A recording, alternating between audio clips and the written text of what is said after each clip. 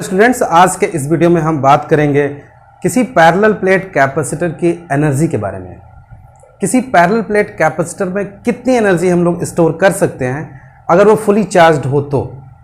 Fully charge state में energy किसी parallel plate capacitor की कितनी होती है, ये हम लोगों को कैलकुलेट करना है। बट उससे पहले एक बात समझ लीजिए कि कैपेसिटर को आपको एनर्जी देनी पड़ती है, तभी आप एनर्जी उससे ले सकते हो। और किसी कैपेसिटर को एनर्जी देने का एकमात्र तरीका है कि आप उस कैपेसिटर को चार्ज करें, और चार्ज हमेशा बैटरी से होगा। जैसे मान लीजिए हमारे पास एक ये पैरेलल प्लेट कैपेसिटर है। ये पैरेलल प्लेट कैपेसिटर की दो कंडक्टर्स प्लेट हैं। ये भी कंडक्टर प्लेट है, ये भी कंडक्टर प्लेट है। इसका नेट चार्ज 0 होगा, इसका भी नेट चार्ज 0 होगा। अभी कोई चार्ज नहीं है इसके ऊपर। इस कंडक्टर में जितना निगेटिव चार्ज है उतना ही पॉजिटिव चार्ज है। और जब हम लोग किसी बैटरी से इसको कनेक्ट करते हैं,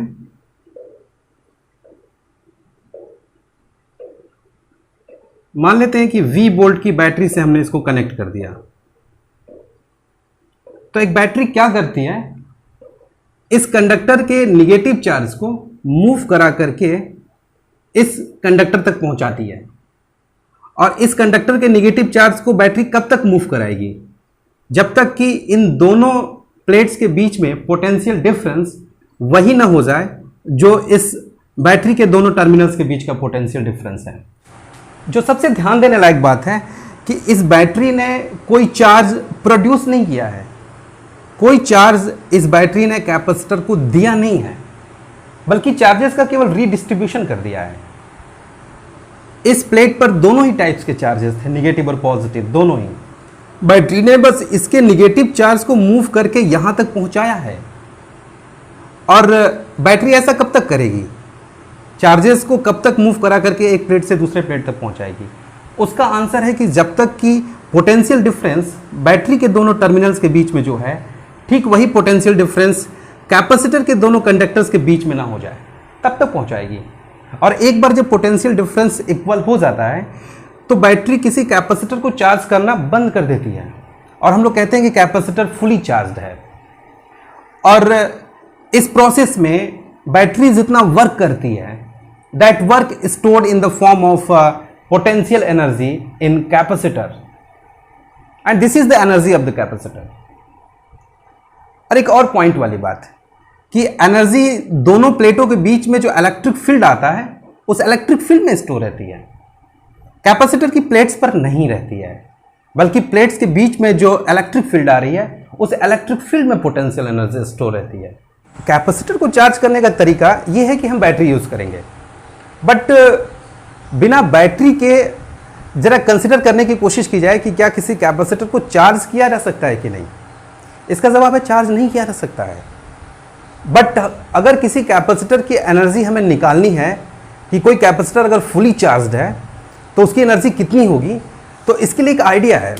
और आइडिया ये कि जैसे मान लीजिए ये किसी कैपेसिटर की दो कंडक्टर प्लेट्स हैं, ये किसी कैपेसिटर की दो कंडक्टर प्लेट्स हैं। अभी दोनों की दोनों न्यूट्रल हैं। बैटरी की सहायता से इसको आप चार्ज कर सकते हो, इसमें कोई डाउट नहीं है। बट अभी हम बैटरी नहीं लगा रहे हैं, न्यूमेरिकल कैलकुलेशन करना है मुझे, और इसलिए मैं बैटरी नहीं लगा रहा हूं फिलहाल। और हम लोग चार्जेस को बिट बाय बिट इस प्लेट से उठा करके इस पर दे रहे हैं। देखो ये दोनों के दोनों न्यूट्रल हैं। अभी नेट चार्ज इसका भी 0 है, नेट चार्ज इसका भी 0 है। और ये कैपेसिटर फुली चार्ज कब कहा जाएगा, जब इस पर मान लीजिए Q चार्ज हो जाए और इस पर -Q चार्ज हो जाए, तो कैपेसिटर फुली चार्ज है।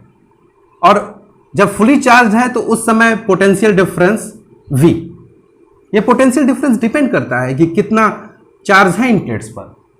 तो मान लीजिए जब ये फुली चार्ज्ड है तो पोटेंशियल डिफरेंस उस समय V है। और इसी पैरेलल प्लेट कैपेसिटर की हमको एनर्जी कैलकुलेट करनी है कि कितनी एनर्जी इसके पास है।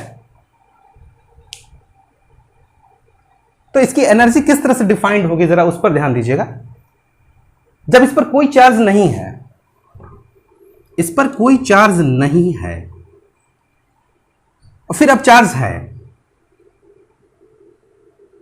तो ये चार्जेस को देने में आपने कुछ वर्क किया होगा, और वही वर्क इस कैपेसिटर की एनर्जी कहलाएगी। तो किसी कैपेसिटर की अगर आपको एनर्जी निकालनी है तो आप ऐसे मान लीजिए कि इनिशियली कैपेसिटर अनचार्ज था और इस कंडक्टर प्लेट से स्मॉल पीसेस पे हम पॉजिटिव चार्जेस को उखाड़ उखाड़ करके इसको दिए जा रहे हैं। अभी नेट चार्ज इसका भी जीरो है, नेट चार्ज इसका भी जीरो है, बट चूंकि ये कंडक्टर है तो कंडक्टर में जितना निगेटिव चार्ज होता है उतना ही पॉजिटिव चार्ज होता है। और सिर्फ कैलकुलेशन के लिए ये आइडियोलॉजी अपनाइए कि आप positive charge bit by bit इस कंडक्टर से उखाड़ उखाड़ करके बारी बारी से आप इसको देते रहिए। कब तक? जब तक कि इस पर क्यू चार्ज ना हो जाए। और जैसे जैसे आप पॉजिटिव चार्ज इसको देते जाएंगे ये ऑटोमेटिकली निगेटिवली चार्ज होती जाएगी। जब इस प्लेट पर क्यू चार्ज आ जाएगा तो इस प्लेट पर माइनस क्यू चार्ज आ जाएगा एंड फाइनली पोटेंशियल डिफरेंस दोनों प्लेटों के बीच में V हो जाएगा। तो ये जो आप बिट बाय बिट चार्ज देकर के इसको चार्ज कर रहे हो तो जीरो चार्ज से क्यू चार्ज तक पहुंचाने में आपने जो वर्क किया है वही वर्क इस कैपेसिटर की एनर्जी बनने जा रही है। तो चलिए सबसे पहले मान लीजिए कि टाइम t बराबर 0 पर इस पर कोई चार्ज नहीं था, जीरो चार्ज है, और बिट बाय बिट चार्ज देने के दौरान कोई आप एक इंटरमीडिएट स्टेज कंसिडर कर लीजिए। जब इस पर क्यू डैश चार्ज हो चुका है उस वक्त में इस पर कितना चार्ज होगा? Minus q dash. और ये क्या है? ये क्यू डैश चार्ज क्या है? इस कंडक्टर पर इनिशियली जीरो चार्ज है और फाइनली कितना होना है? फाइनली क्यू चार्ज होना है। तो जीरो से क्यू होने के दौरान कोई एक इंटरमीडिएट स्टेज आएगी जब इस पर चार्ज क्यू डैश हमने कंसिडर कर लिया है और उस टाइम में इस पर चार्ज माइनस क्यू डैश होगा। और उस समय दोनों प्लेटों के बीच में पोटेंशियल का डिफरेंस क्या होगा? पोटेंशियल का डिफरेंस आप वी डैश कंसिडर कर लीजिए उस टाइम पर इंटरमीडिएट स्टेज में जब इस पर चार्ज क्यू डैश है। और यकीन मानिए दोनों प्लेटों के बीच में पोटेंशियल डिफरेंस कितना होने जा रहा है वो डिपेंड करता है कि प्लेट्स पर चार्ज कितना है। अब इस इंटरमीडिएट स्टेज के जस्ट नेक्स्ट स्टेज को कंसिडर करिए और जस्ट नेक्स्ट स्टेज में आप एक बहुत ही मामूली चार्ज डी क्यू डैश इस प्लेट से इस प्लेट तक पहुंचाइए और इस प्रोसेस में क्या वर्क आपने किया वो वर्क कैलकुलेट करिए डी डब्ल्यू। इंटरमीडिएट स्टेज से जस्ट नेक्स्ट स्टेज में जस्ट नेक्स्ट टाइम पर डी क्यू डैश चार्ज को यहां से यहां तक पहुंचाने में क्या वर्क करना पड़ा? तो work done is equal to होगा जितना आप चार्ज मूव करा रहे हो, d q dash charge move करा रहे हैं, इज मल्टीप्लाइड बाई जिन दो पॉइंट्स के बीच में मूव करा रहे हैं। तो इन दो पॉइंट्स के बीच में मूव करा रहे हैं तो इन दोनों पॉइंट्स के बीच में पोटेंशियल डिफरेंस कितना है? वी डैश है। तो ये आपका वर्क डन आ गया डी क्यू डैश चार्ज को इन दो पॉइंट्स के बीच में मूव कराने में, इन दोनों प्लेटों के बीच में मूव कराने में। क्योंकि पोटेंशियल डिफरेंस वी डैश है इन दोनों पॉइंट्स के बीच में तो आप वी डैश से मल्टीप्लाई कर दोगे किस चीज को? जितने का आप चार्ज ला रहे हो, तो आपको डी डब्ल्यू मिल जाएगा। अब इस डी डब्ल्यू से आप डब्ल्यू आसानी से कैलकुलेट कर सकते हो बशर्ते कि आप पहले यहां वी डैश की वैल्यू रख लीजिए। वी डैश मतलब potential difference between the two plates when the charges on the plates are q dash and minus q dash. अगर इस कैपेसिटर का कैपेसिटेंस आप सी मानते हो तो वी डैश की वैल्यू बच्चों हो जाएगी q dash upon C. Potential difference is equal to charge by capacitance. V dash intermediate stage में पोटेंशियल डिफरेंस है जब प्लेट्स पर चार्ज क्यू डैश है और कैपेसिटर का कैपेसिटेंस तो चार्जिंग के दौरान चेंज नहीं होगा तो इसलिए आप वी डैश की जगह पर आप क्यू डैश बाई सी रख सकते हो। अब डी डब्ल्यू से अगर आपको डब्ल्यू निकालना है, डब्ल्यू का मतलब होता है कि इस पर इनिशियली जीरो चार्ज था एंड फाइनली क्यू चार्ज होना है। तो जीरो से क्यू चार्ज करने में टोटल आपने कितना वर्क किया, तो टोटल वर्क को कैलकुलेट करने के लिए इसी स्मॉल वर्क को इंटीग्रेट कर दीजिए। आप इंटीग्रेशन कर दीजिए q dash by C d q dash. यहां पर आप लिमिट यूज करेंगे, इनिशियली चार्ज इस प्लेट पर जीरो था एंड फाइनली चार्ज क्यू होना है। अब आप इसे इंटीग्रेट कर लीजिए। इंटीग्रेट करने के लिए कैपेसिटेंस कांस्टेंट होगा। किसी कैपेसिटर को चार्ज करने के दौरान उसका कैपेसिटेंस चेंज नहीं होता। कैपेसिटेंस कैपेसिटर का ज्योमेट्रिकल प्रॉपर्टी है, तो geometry is not changing here during the charging. तो आप कैपेसिटेंस को बाहर ले लीजिए, कांस्टेंट है। इंटीग्रेशन आपको करना पड़ेगा Q dash D q dash, और सिंबल लगा लीजिए lower limit and upper limit 0 to q, या ये इज इक्वल टू हो जाएगा 1/c। क्यू डैश का इंटीग्रेशन कर लीजिए, Q dash square by 2, limit लगा दीजिए 0 से q, या ये लिमिट्स अगर आप रख दोगे तो आपको मिल जाएगा क्यू डैश की जगह एक बार q रखिए, Q square by 2, and Q dash की जगह एक बार 0 रखिए, तो ये आपकी एनर्जी मिल रही है 1/c क्यू स्क्वायर बाई 2। अगर आप यहां पर q की जगह पर c भी रखें, क्योंकि किसी कैपेसिटर की प्लेट पर जो चार्ज q होता है उस q की जगह पर अगर आप c भी रखें तो आपको मिल जाएगा c square v square, q की जगह c भी रखने पर, या फाइनली आपका आ जाएगा half C V square. Energy per unit volume of capacitor, काफी इंपॉर्टेंस है एनर्जी को एक नए नजरिए से देखने के लिए इस टॉपिक का।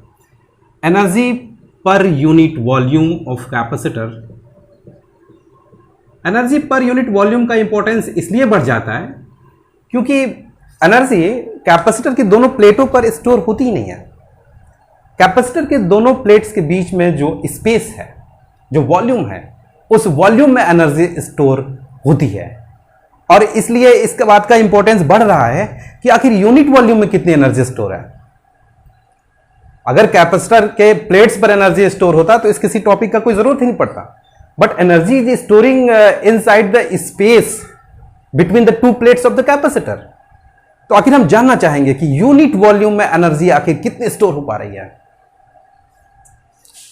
तो यूनिट वॉल्यूम की एनर्जी को हम लोग म्यू से रिप्रेजेंट करते हैं, और ये होगी एनर्जी कितनी है कैपेसिटर के पास बाई कैपेसिटर का जो वॉल्यूम है। तो एनर्जी किसी कैपेसिटर की अभी हम लोगों ने निकाली है हाफ सी वी स्क्वायर, और वॉल्यूम कैपेसिटर का होगा ए इंटू डी। भाई ए एरिया का प्लेट्स था, कैपेसिटर की प्लेट्स जो थी वो ए एरिया की थी, और डिस्टेंस कितनी थी डी थी, तो वॉल्यूम कितना बना 80। अगर किसी कैपेसिटर का capacitance epsilon not a upon D, अगर डाइलेक्ट्रिक ना भरा हो, तो अगर डाइलेक्ट्रिक नहीं भरा है तो capacitance epsilon not a upon D.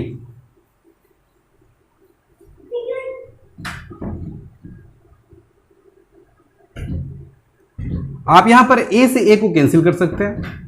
Next step में आप 1/2 एप्सिलॉन नॉट v की जगह आप रख सकते हैं electric field into D. Square है तो स्क्वायर कर लीजिए, बाय नीचे d और ये d मिलकर के आपका d स्क्वायर हो जाएगा, तो d स्क्वायर कैंसिल कर दीजिए, एंड फाइनली एनर्जी डेंसिटी के लिए आपके पास एक्सप्रेशन आ रहा है 1/2 एप्सिलॉन नॉट ई स्क्वायर।